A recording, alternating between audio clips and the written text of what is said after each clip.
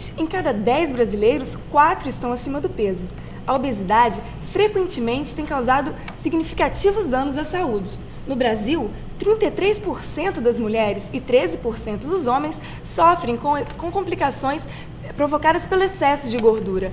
Mas além do problema de saúde, há um outro problema que é causado pela modernidade, o preconceito. E por causa disso, muitas delas estão procurando cirurgias, como a de redução de estômago. Aqui com a gente hoje no Mídia, o Dr. João Alípio, especialista em cirurgia de estômago, a psicanalista Roberta Giovanotti e Catiúcia Machado, estudante de comunicação. Doutor, a partir de que momento a pessoa passa a ser considerada obesa? Existe um índice que foi estudado por um médico francês chamado Queteler, e ele calcula o peso. É um índice absoluto que é chamado de índice de massa corpórea, que significa que o peso sobre a altura ao quadrado vai definir a distribuição dessa gordura numa superfície corporal. Então quando esse índice está acima de 35, né, você já considera uma obesidade severa.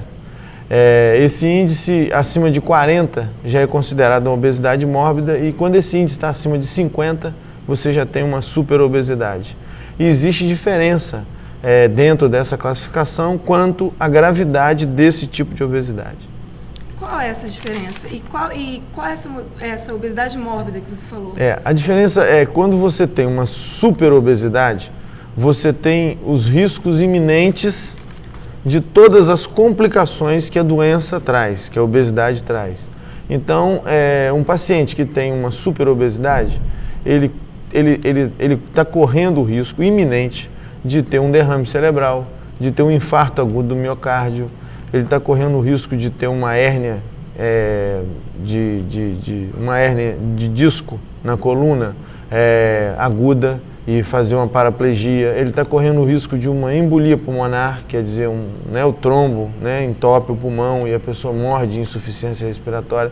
Então, são um coma diabético, uma arritmia cardíaca com morte súbita. Então, quando você entra na faixa da superobesidade, independente da idade, você já corre todos esses riscos iminentes de morte. Então, a superobesidade, quando o índice de massa é acima de 50, quando está entre 40 e 50, você tem dita obesidade mórbida, que traz o quê? Traz morbidez para a pessoa.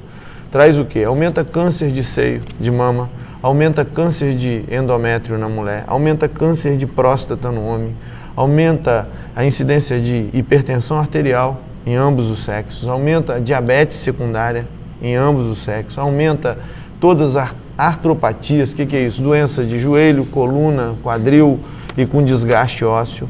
Você tem isso nós estamos falando de doença orgânica, mas você tem todo um preconceito biológico em cima dessa pessoa, que é o quê? Ela não faz uma atividade física, ela não se expõe mais, porque a biologia física dela não deixa, e toda uma doença psíquica que vem associada, preconceituosa. Quer dizer, a pessoa ela de uma certa forma, ela está alijada da sociedade. Eu considero hoje um obeso mórbido como um detento. Ele está preso dentro de uma doença, no qual não deixa ele se exteriorizar. Então isso é muito mais grave. A obesidade, ela é considerada uma doença grave? Ela é uma doença muito grave. Eu não digo grave, não, muito grave. Muito grave. Apesar de a gente estar falando muito grave, o grave já é grave, mas ela é uma doença muito grave. E que traz um preconceito biológico, psíquico e social para a pessoa. E isso é muito mais grave do que as doenças orgânicas que advêm da obesidade. Agora seria talvez importante, dentro do que você está colocando, abordar um pouco as causas dessa obesidade, porque eu acho que há uma diferença entre uma obesidade mórbida e aquele obeso que é um obeso compulsivo, digamos assim, é uma pessoa compulsiva pelo hábitos inadequados de alimentação. Isso a gente vê às vezes em crianças já que têm traço de obesidade pelos hábitos alimentares inadequados. Então seria talvez importante para a gente discutir um pouco as causas dessa obesidade quando ele coloca. A senhora acredita que tem uma diferença psicológica entre gordo e obeso? Entre gordo e obeso? Olha, eu creio que não. Como eu disse a vocês assim antes, né, no bate-papo informal, eu ainda não atendi nenhum caso dessa obesidade mórbida de pessoas que tenham procurado a cirurgia, então não atendi ninguém, num pré-operatório nem pós-operatório. O que eu tenho conhecimento é de leituras, de depoimentos em televisão, mas eu vejo sempre um traço compulsivo e hábitos alimentares inadequados. Por isso que eu estava falando dele poder falar um pouco dessas causas, porque é hereditário, tem algum problema glandular, para tirar um pouco também esses preconceitos em relação às pessoas obesas, que às vezes o obeso, ele mesmo se desculpa, né, fala assim, não, eu tenho isso porque meu pai era assim, isso já é hereditário, eu não posso fazer nada para mudar, porque o obeso é um paciente difícil, né, porque ele não consegue. Mas a partir de que momento que a gordura do corpo da pessoa passa a incomodar e passa a atingir o psicológico? Nas mulheres, interessante que nesse tempo meu de trabalho em consultório, eu tenho atendido mais mulheres que procuram, né, ajuda, né, talvez pelo até que você falou, pela força da mídia, pelo modismo do corpo esbelto, das modelos, né, muito magras, e as mulheres se sentem muito complexadas, né, querendo atingir diante desse assédio. Até eu me lembro também no programa que eu via, depois que Roberto Carlos fez uma música para as gordinhas, até as gordinhas se sentiram né, mais queridas, e hoje nós temos até moda para pessoas gordas, ou seja, a aceitação hoje do gordo, digamos assim, de uma forma geral, parece maior, mas eu não sei até que ponto que quando a gente impulsiona o mercado para pessoas obesas, até mesmo de alimentação, de moda, eu acho que também a gente está forçando uma barra no sentido de estar também dizendo, olha, você pode engordar que tem jeito para isso. Né? E por outro lado, nós até temos os produtos light, até né, os também. produtos light, os produtos, né, diet, e por outro lado também a mídia, ao mesmo tempo, né, pra gordo, que mostra roupa, confecção. que como faz mal, né, a pessoa ser gorda, ser obesa, por outro lado também, né, a mídia mostra uma série de produtos que provocam a gula. Elas vendem os produtos alimentícios de uma forma sedutora, né? Muito sedutora. E mesmo assim, sempre com aquela coisa assim, magra, você tem que ser magra. Catiúcia, por que mesmo com tantas possibilidades de tratamento, dieta, você procurou a cirurgia? Foi o seguinte, você não antes de tomar remédio, porque quando você está além do seu limite, muito além, você tem que tomar remédio. Se você fazer regime normal, só diminuir comida, não adianta, você não consegue.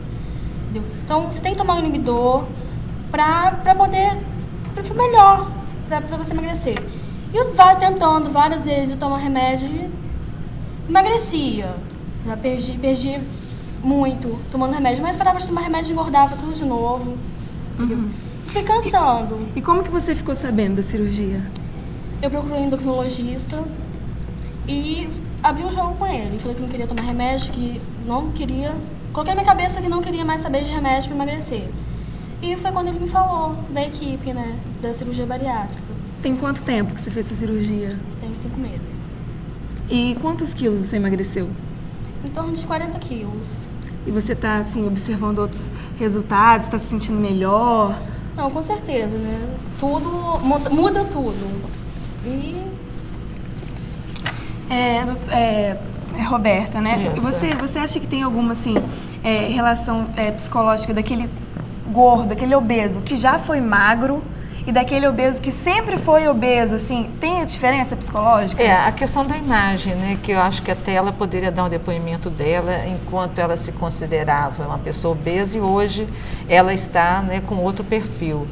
E também a questão da compulsão, eu acho muito importante que talvez até quando ela fala que ela não queria tomar o inibidor, porque eu acho que o senhor, né, enquanto médico, sempre se fala assim, que o gordo, o obeso tem que atuar dentro de um tripé, né, assim, a cabeça, no sentido de estar bem emocionalmente, de também a boca, né, no sentido de controlar, de fechar um pouco a boca, e do exercício físico. Mas, por outro lado, a comida, ela é um ato muito prazeroso. E hoje o estresse do nosso tempo, as pessoas estão mais solitárias, as pessoas estão carentes de afeto e a gente vê nos restaurantes como as pessoas são gulosas.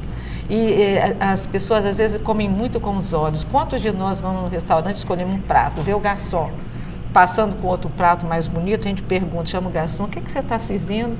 E aí pede aquele outro prato pelo olhar. Mas você acha que as pessoas elas estão se alimentando bem? Que é alimento de Não, qualidade? algumas se preocupam com a qualidade do alimento, porque comer bem não significa comer muito, significa poder, né, comer proteína, poder comer fibra, quer dizer, tem todo um procedimento alimentar, inclusive tem livros e mais livros, né, só é gordo quem quer, e não é bem assim, porque precisa um desejo muito forte. Aquilo, quando você fala assim, eu cheguei para o médico e falei assim, eu não quero tomar mais remédio, ou seja, você tinha um desejo, eu quero mudar. Esse desejo, que é uma energia libidinal, que levou você à frente e que fez você ter, talvez, né, eu acho que sim, talvez não, eu acho que vendo você, como você chegou aqui, eu acho que você teve um pré-operatório, né, muito bom, no sentido, me parece que você foi bem trabalhada, que você acreditava. Eu acho que a crença ela é muito importante, acreditar que você vai conseguir um bom resultado, aí você entra na cirurgia, né, muito melhor do que aquelas pessoas que entram com medo. E o seu pós-operatório começa a ser, né, bem melhor do que aquelas pessoas que não têm certeza do que querem. Eu acho que o desejo é a fonte de tudo. Né? A senhora acha que a magreza está relacionada à saúde e a gordura à doença? Não, claro que não. Nós relacionamos. Eu atendo hoje uma menina de 9 anos que não quer comer nada porque ela quer ser modelo. E essa menina está fazendo um quadro muito sério. Outro dia eu atendi, o horário dela é 11h30, ela estava até 11h30 sem comer nada. E a mãe, assim, de uma certa forma, alimentando, porque hoje ser modelo significa ganhar muito dinheiro. A mídia investe nisso. É modelo e jogador de futebol. Então, há uma modelagem, né? Uma criança de 9 anos não comer porque quer ser magra, né? Aliás, ela não quer ser magra, ela quer ser modelo e aquele modelo esquelético. Né? E essa imagem corpórea, ela é fundamental e a mídia trabalha nisso. E o que você acha disso? Você também acha que a magreza não tem nada a ver com saúde e gordura com doença? Veja bem, a gente tá, eu estou vendo vocês falarem aqui, a Catiúcia fez vários tratamentos para emagrecer. Há quantos anos você tratava? 15 anos. Há 15 anos ela tentava ser magra. A Catiúcia, então quando você chega num índice de massa acima de 40, que é dito obesidade mórbida, os endocrinologistas, isso é uma coisa da literatura médica, eles têm um índice de intratabilidade clínica de 98%. Quer dizer, de cada 100 pessoas que têm índice de massa acima de 40, só 2 conseguem emagrecer, clinicamente, tomando remédio, tomando todas essas inovações hoje da terapêutica, que eu não vou citar nome, mas, né, eles não conseguem emagrecer. Então, com isso, os cirurgiões americanos, há 20 anos atrás, vêm tentando criar uma técnica cirúrgica em que limite um pouco essa ingesta abusiva de alimentos. Mas a indústria alimentícia, ela é muito sagaz, ela só coloca alimentos no mercado hoje com hipercaloria, entende? Então essas crianças que estão hoje desenvolvendo obesidade ou não, estão se alimentando de coisas que não têm muito valor nutritivo, que tem muita caloria, tem muita gordura, tem muito ácido graxo de cadeia insaturada, e isso vai trazer doença no futuro para essas crianças. Entende? Então, quando você me fala assim, é magro, é saudável, eu acho que o saudável é aquele que se alimenta com nutriente. E isso é um defeito familiar. A família que erra. Entende? A família é a maior responsável pela obesidade. Eu vou te dar um exemplo de um médico que estava num congresso com a gente, um ortopedista, falando sobre as artropatias da obesidade mórbida. Então, aqueles obesos que sofrem, né, o joelho sofre, o quadril sofre, a coluna sofre. E ele é extremamente obeso, esse ortopedista que estava fazendo a palestra. Ele falou que a avó dele dava 3 pratos de mingau para ele comer como alimento. Entende? E que depois dava mais um com açúcar, que era a sobremesa. Então você vê que a família começa a errar na alimentação. Elas e você acham que comer demais está relacionado a ter saúde. A ter saúde. Né? E isso é uma coisa, às vezes, muito enganosa, que vai levar a uma obesidade, e a obesidade, você se surpreende, às vezes, com obeso desnutrido. Tem como prevenir a obesidade? Não tem como prevenir, tem como você tratar dos fatores que são muitos da obesidade, você coibir isso, mas isso precisa de ser assim, feito a nível de família, a nível de sociedade, a nível de escola, a nível de educação. E há muita gente que se automedica. Muita gente. Muita gente. Tentando... E as consequências? Quais são as consequências, os riscos para a saúde? Veja bem, existem algumas fórmulas, né, Catiusca, que a gente chama de remédio rato, que faz a pessoa derreter.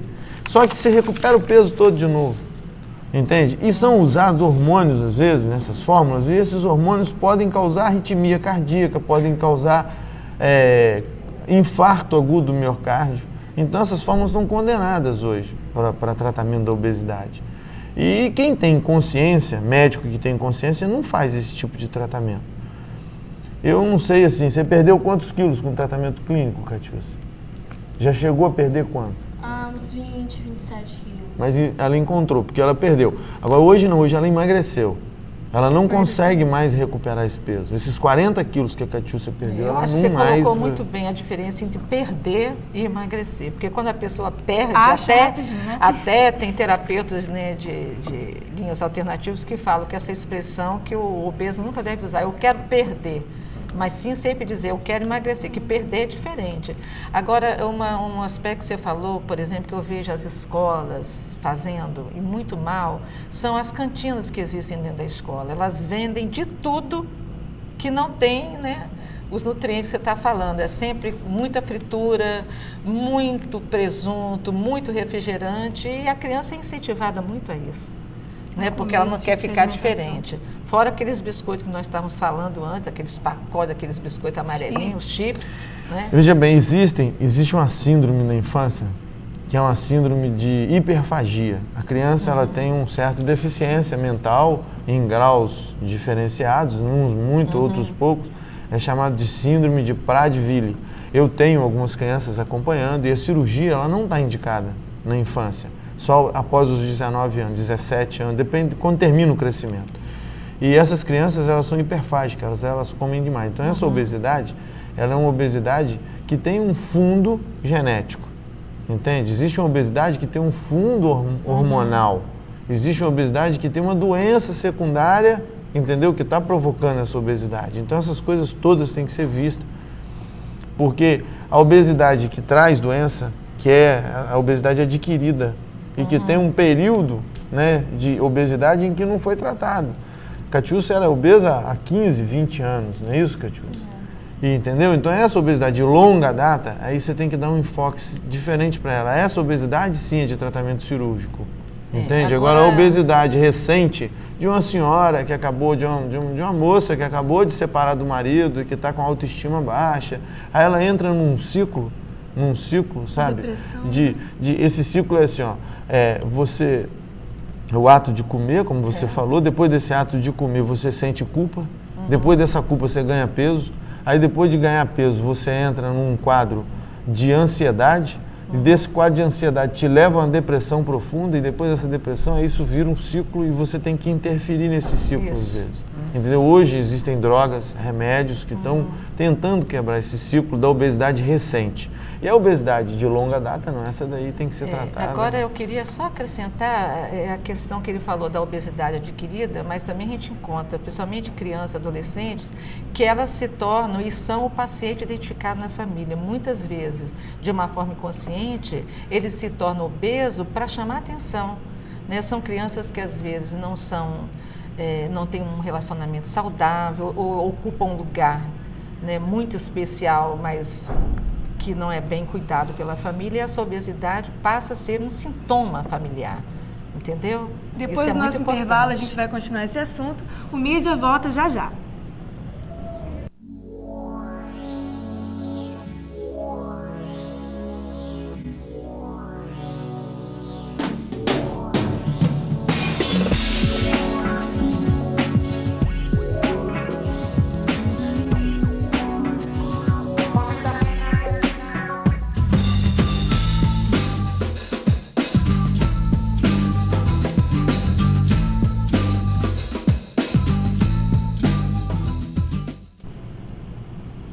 De hoje está discutindo o drama que as pessoas enfrentam com a obesidade numa sociedade que é movida pela estética da magreza. Doutor, tem muitas maneiras das pessoas te procurarem querendo fazer cirurgia, mas quando que ela é realmente indicada?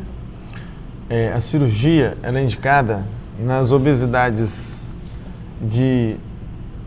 adquiridas, nas obesidades em que você tem uma história passada de não tratamento clínico, quer dizer, de intratabilidade clínica, e tem que ter o índice de massa corpórea, que é o peso sobre a altura ao quadrado, acima de 35, entre 35 e 40, com comorbidades associadas. O que é isso? Você tem uma diabetes que não consegue mais tratar, uma hipertensão arterial de difícil controle, artropatia de coluna, de joelho, de quadril, com indicação de próteses de quadril, de joelho. Então, que você pode estar tratando dessa pessoa diminuindo o peso. Então, quando se tem um índice de massa entre 35 e 40, você indica a cirurgia. Ou quando o índice de massa for acima de 40, sem comorbidades associadas, que já é um risco muito elevado. Aí você já tem um risco de todas as doenças, né, associadas à obesidade. Tipos de cirurgia? Existem algumas técnicas cirúrgicas, mas filosoficamente você tem uma técnica em que você só restringe a capacidade de alimentar. Então ela é chamada de gastro-restritiva, você diminui o tamanho do estômago, né? Essa técnica ela traz uma perda ponderal em torno de 20 a 30%. Ela não é uma técnica muito utilizada. Existe uma outra técnica em que é uma técnica em que você desabsorve o alimento. Como isso? A pessoa come com mais liberdade, mas não há uma absorção de todo o alimento que é ingerido. Então, isso aí, filosoficamente, você faz a pessoa emagrecer assim, ou diminui a quantidade que ele come, ou então desabsorve a quantidade que foi ingerida. Um cirurgião americano juntou essas duas coisas e criou uma técnica que é dita mista.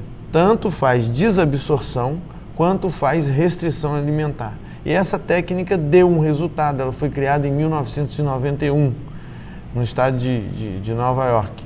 Essa técnica, ela dá uma perda ponderal de 40% a 50% do peso da pessoa. Então imagina um obeso com 140 quilos, ele vai pesar 70 quilos depois de 1 ano e meio.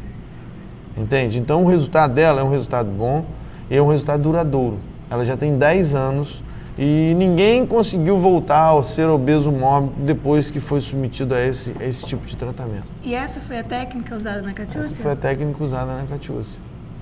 É a única técnica, né, que a gente está preconizando e que a gente está fazendo. Há risco de vida nessas cirurgias?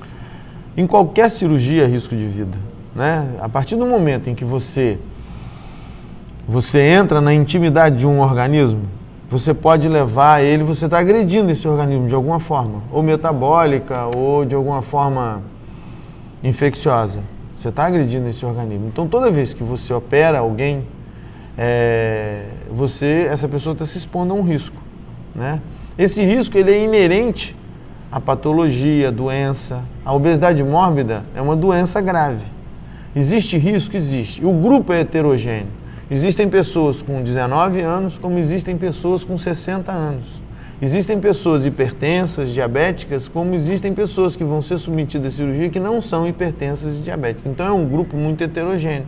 É um grupo em que, se você separar por risco, você vai ter uns 4 ou 5, que são 4 tipos de risco cirúrgico, né? O ASA 1, 2, 3 e 4. Então você vai ter pessoas com todos os tipos de risco cirúrgico.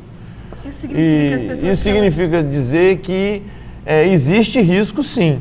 E esse risco é inerente à quantidade de patologias que essas pessoas têm e ao grau de obesidade delas. Então, quando a pessoa ela faz a cirurgia, ela vai emagrecendo, à medida que os quilos vão indo embora também os problemas? Os problemas, as doenças, as comorbidades, os problemas psíquicos, os problemas biológicos, os problemas sociais.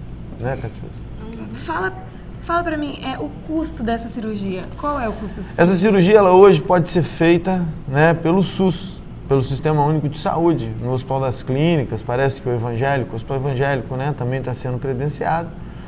Só que uma equipe faz essa cirurgia no Hospital das Clínicas e uma equipe faz. Então existem hoje quase 400 pessoas na fila de espera. E lá é de graça, é pelo Sistema Único de Saúde. Existe um pouco de não interesse político de alguns secretários de saúde, né, em cima dessa cirurgia ou desse programa. Eu acho que trata-se com descaso, isso não é prioridade e é uma doença que é uma epidemia no mundo. Hoje a obesidade é uma epidemia no mundo, então daqui a 10 anos esse secretário de saúde vai falar assim, não, hoje eu não tenho 300 para operar, eu tenho 1.700, entende? Porque é cumulativo, a obesidade hoje é uma epidemia no mundo. E existe a nível privado, os convênios, eles autorizam, eles pagam por essa cirurgia. Quem tem um convênio da Unimed, quem tem um convênio, paga essa cirurgia. O convênio paga essa cirurgia. O custo dela é um custo como uma outra cirurgia, custa muito menos do que uma cirurgia cardíaca. Você quer saber em valor? Em valor. Em valor, a Unimed hoje paga por essa cirurgia R$ 8.800. Para tudo, para o hospital, para o anestesista, para o cirurgião, para a psicóloga, para o nutricionista, para a equipe toda paga-se isso. Catiúcia, o que significou para você perder 40 quilos? Nossa, é uma diferença muito grande, né? Então, tipo assim, significou emagreci bastante, entendeu? Dá pra notar. Tudo em questão de exercício, entendeu? De e na sua alimentação? O que mudou? Mudou a quantidade. Mas nos nutrientes, assim, no que você estava comendo? Eu acho que eu procuro comer coisas mais produtivas, como vitaminas, né, proteínas. Tá fazendo exercício? Tô. Olha, como que é o convívio social da pessoa obesa? Como que a sociedade vê o obeso e como que é o convívio dele na sociedade? Até foi falado um pouco disso no início, né, do preconceito da sociedade ou das pessoas em relação ao obeso, a não aceitação, às vezes, por parte da própria família, mas eu acho importante abordar os ganhos secundários que alguns obesos, principalmente crianças e adolescentes, têm, porque é a forma que eles encontram. E é uma forma gostosa, entre aspas, né? Porque comer é uma coisa boa, é prazeroso, né? Faz parte da nossa sexualidade. E às vezes a criança e adolescente, elas vão engordando e os pais ficam preocupados e tudo gira em torno daquela questão, né? Então, muitas vezes, essa gordura, essa obesidade, ela traz esse ganho secundário através da atenção. Agora, eu acho importante, no caso dessa cirurgia que o Dr. João colocou, eu fiquei me perguntando também, quando ele fala dos ganhos que a pessoa tem com a cirurgia, quando ela emagrece. Agora, eu também fiquei pensando, que outros ganhos a pessoa tem psicologicamente? E quando ela deixa aqueles quilos para trás, ela também deixou um tipo de imagem para trás. E essa nova imagem, como é que ela vem sendo trabalhada? Porque, de repente, aquele ganho secundário, porque a pessoa, a gente vê, né, quando os programas mostram as pessoas obesas, né, elas são cuidadas, elas ficam no canto da casa, quando são pessoas, né, que já passaram de 40, né, que você falou, há um ganho secundário da atenção, há um sofrimento, mas também tem um ganho. E à medida que a pessoa, após a cirurgia, como é que ela lida com a sua imagem corporal? Eu acho que é muito importante, nesta equipe, estar presente também esse acompanhamento psicológico em termos de apoio, para que essa mudança possa também ser bem trabalhada, ser bem elaborada, porque uma pessoa que procura uma cirurgia dessa é porque ela está muito incomodada com isso. Mas, senhora, não acha que também é essencial assim, o apoio da família? Claro que o apoio da família é importante, é fundamental, mas também já foi falado aqui que às vezes a família não quer que esse paciente faça a cirurgia, porque toda a família está ganhando com isso. A gente que trabalha muito com família, né, às vezes essa pessoa é colocada, como nós falamos, como um paciente identificado na família, ele é o sintoma familiar, porque toda a família está ganhando com isso. É a mulher que se nega a ter uma vida sexual mais ativa com o marido, porque ela tem que cuidar daquele filho que é obeso, que dá muito trabalho. É o marido que fala que tem que trabalhar mais para ganhar mais dinheiro. Então, toda a família né, ela somatiza. E eu penso que a família que fica doente e aquela criança ou adolescente ou mesmo um adulto obeso se torna um peso para aquela família, mas a família também, às vezes, não quer tratar para não perder os ganhos que ela tem sobre isso. Então responde aqui rapidinho. É preciso ser magro para ser feliz? Claro que não. Para ser feliz é preciso muitas outras coisas. Estar bem consigo mesmo, acreditar na vida. Infelizmente, nosso tempo acabou. Muito obrigada pela presença de vocês. O Mídia volta na semana que vem. Uma boa noite para vocês.